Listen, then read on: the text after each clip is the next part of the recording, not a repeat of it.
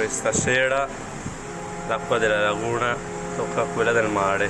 Disastro. Incredibile.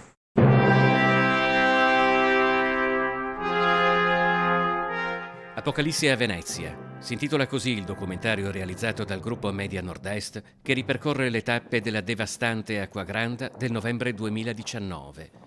Apocalisse, secondo il vocabolario cataclisma, catastrofe, rovina, disastro, e non è retorica. Non ho mai visto una roba del genere. È tutto uno. Luci saltate, acqua ovunque. Pontili, ma sarà oltre il metro e mezzo sul livello del mare. Mai da quando a partire dal 1872 avviene la misurazione sistematica del livello del mare, Venezia era stata travolta da 4 maree eccezionali nell'arco di appena una settimana. Solo nel 1966 l'acqua alta era arrivata a livelli peggiori, ma probabilmente neanche allora aveva avuto la stessa irruenza, la stessa forza distruttrice di un anno fa, della notte del 12 novembre, capace di affondare persino i vaporetti o scaraventarli sulla fondamenta. Ci siete? Via, via! Via, via! Ci siete tutti? Piano!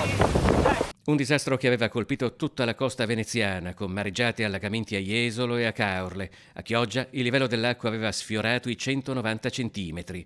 Giornate drammatiche, seguite ora per ora, costantemente in diretta dalle nostre emittenti. Nel primo anniversario dell'Acquagranda vi riproponiamo il documentario che racchiude il racconto di quei giorni.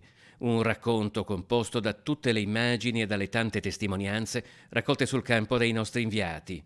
Il racconto di una settimana che ha segnato la storia di Venezia.